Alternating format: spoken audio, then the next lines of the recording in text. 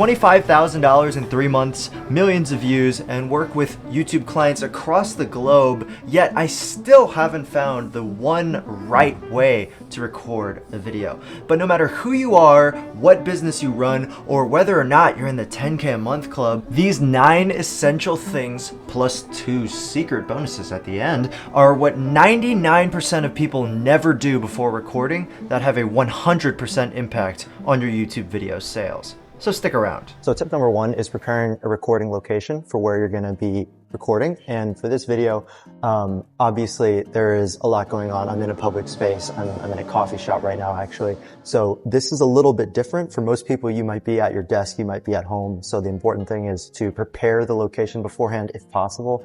Here, I actually did not grow out this beard over the course of 2 minutes compared to the intro that you guys saw, but I did prepare for this video by planning out beforehand when I was going to record the intro versus this piece now. But the most important thing is being able to make sure that you can record a solid intro, body, and call to action so that you can have all 3 pieces of a solid YouTube video. Tip number 2 is planning your content calendar beforehand. What most people don't think about when recording a YouTube video is what's next. You're not just playing a game of checkers, you're playing a game of chess, and you need to think 9, 10, 12 moves ahead. And that's the most important thing about having a content calendar is it doesn't just let you think about the next video like most people are. They're just thinking about how can I get this one out and then the video next week out. What you actually should be thinking about is what are the next 4 months of my channel going to look like? How far am I actually going to be able to push this? And how many videos in advance can I start recording so that I'm ahead of schedule and that when life happens, then you don't have to worry about getting behind schedule. So that's why we also have a policy at Tactical Leads, my YouTube marketing agency. We always plan to be about 2 weeks ahead on recording content for our clients so that if anything happens, if the client's behind, if the editors are behind, there's no issues. Try to at least be 1 or 2 months ahead on your content calendar as far as planning everything out goes, and then 2 weeks ahead of content at all times. Tip number 3, doing SEO research. Now, SEO, search engine optimization, is a very important thing on YouTube because YouTube is developed by Google. It's a search engine like Google, Instagram, Facebook, TikTok all feed you content. Versus YouTube, the viewer gets to click on what they watch. They get to search what they want to do. It's very intent-based, which is why it's also very useful for sales. That's why you clicked on this video, because you want to learn more on how to actually get viewers to make sales, and that's because YouTube is a very intent-based platform. Use this platform or this tool called vidIQ. It's spelled VIDIQ. There's another good one out there called TubeBuddy, but basically what vidIQ lets you do is research a bunch of keywords, like things that people are searching into Google or YouTube, for example. Pick a very specific topic. For example, if you were a fitness coach, how to lose weight, how to lose 30 pounds in 20 days. That's ridiculous, but you get the general idea. Get at least 500 characters of keywords, because that's what you're allowed to do for every single YouTube video. I would recommend for your keywords that you do 80% long tail keywords, which basically means that they're longer, they're more specific search intentioned keywords. That's another topic for another video. So if you guys are interested in more topics like that, make sure to subscribe. But tip number 4 is preparing multiple titles beforehand. Now, these are going to be SEO-backed titles. It's very similar to tip number 3, where you're going to have to prepare your titles beforehand. I would recommend having about 3 to 5 titles. For this video, I specifically knew that we were going to have 9 tips about stuff to prepare for YouTube. So what I'll also do is on the screen show all the preparation I did before this video, so you guys can see that we're putting this into practice and not just talking about it on a YouTube video. But the main thing is have your keywords and have your titles beforehand so you know exactly what the viewer's clicking on. And following that up with tip number 5 is prepare a bunch of thumbnail concepts beforehand. Now, these could be drawings, these could be ChatGPT renders of drawings. I would recommend doing both, where you basically draw out the idea for the thumbnail, then feed that into ChatGPT telling it, hey, I want this to become a YouTube video.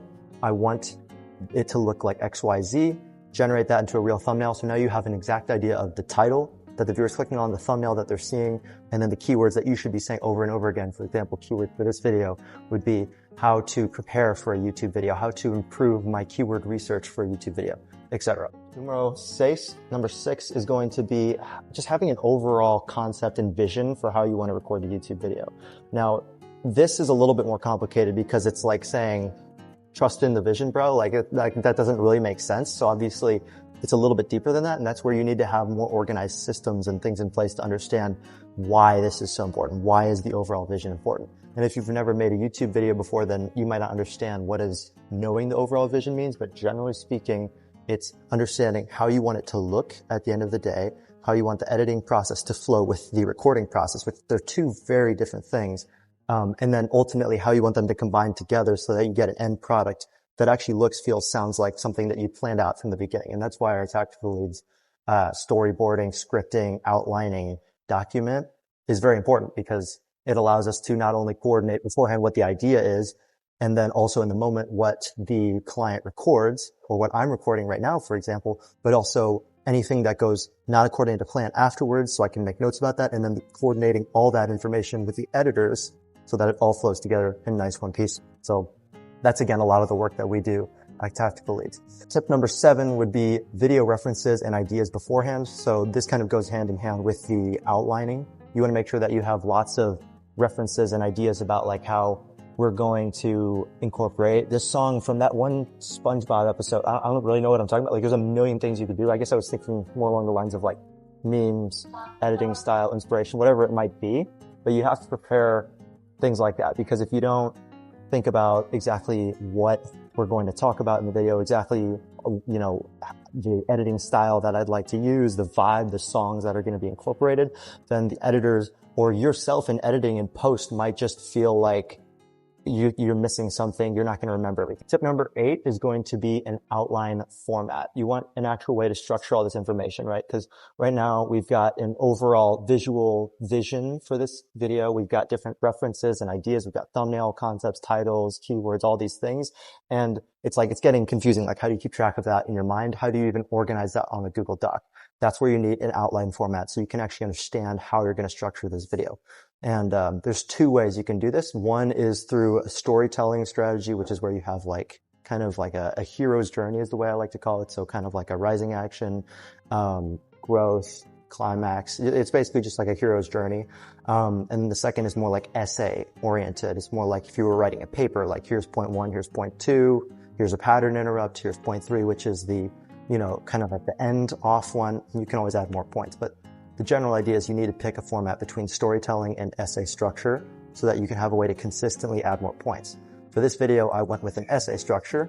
I started off with an interesting hook, which was kind of more cinematic oriented at the beginning with a voiceover, and then we transitioned that into kind of 9 essay-based points with pattern interrupts that each one by me incorporating a personal example, or me talking about the business and how we, you know, translate some of these things into real life, or how I translate some of these points into the actual video that you're seeing right now.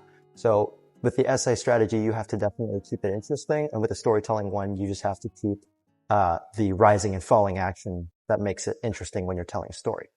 Point number 9 is storyboarding and scripting. Now, again, this goes hand in hand with the past like 4 tips, but generally speaking, there's lots of outlining you can do. We have one again on our scripting and storytelling outline, which if you guys are interested, comment down below. We'll probably have a link in the description where you can enter in your email and we'll give it out for free. The main caveat is you don't want to over prepare. You don't want to overdo it. I would say this video is like 50 to 60% off the cuff, and normally I do 90 to 100%. And I think it just depends on the kind of person you are and the kind of videos you're going to record. But sometimes you have to go with the flow too, right? Like this coffee shop and then closes in about 3 minutes. So you kind of have to hurry up at times. You kind of have to make things work with what you've got. This is like my second time trying to finish off this video at this point, but you make it work at the end of the day. Point number 10 is having an editing team and post-production organization workflow ready to go. Because when you're recording these videos, I don't care if you're editing themselves. I don't care if you have the biggest, best editing team in the world. If you're not organized in how you actually set things up, it's going to become a mess. If you don't have a system on how to organize it in Google Drive, on how to get the editor to start going right away, and how to understand your initial vision, which again, this is all about the script. You should have one document where you can see everything clearly, like title, keywords, thumbnail, outline. If you don't have all that organized, it's going to become a mess, and you're going to have a lot of extra back and forth that wouldn't be necessary if you were more organized, if you had that all in the same script, and if you had all the video files in an organized Google Drive folder, for example. Just find something that works for you and make sure it works well, and write it down and give specific instructions so everyone is following the same system. Then the last point for point 11 is writing down what actually went well and what didn't go well when recording this video. So when I'm recording this video, afterwards, I've got literally on my laptop right here, this is the whole script that we've got. And if I go to the very bottom, there's this section. Now this is normally for clients, but I have one for myself as well, where you can basically write, did anything go to plan? Does it need to be improved? what went well that we should keep doing. I'm going to write, don't record so close to closing time. But there's like a million things that could go right. There's a million things that you could keep doing, you could stop doing, doesn't matter. So yeah, those are all 11 points for how to prepare for YouTube videos a little bit better beforehand. If you found that valuable, make sure to subscribe or check out our link in the description below to consider working with us, and we can let you know if you would be qualified. It's a pretty cool car outside right now. But yeah, hopefully you guys found this valuable, and if so, I will see you in the next video. Have a good one. Peace.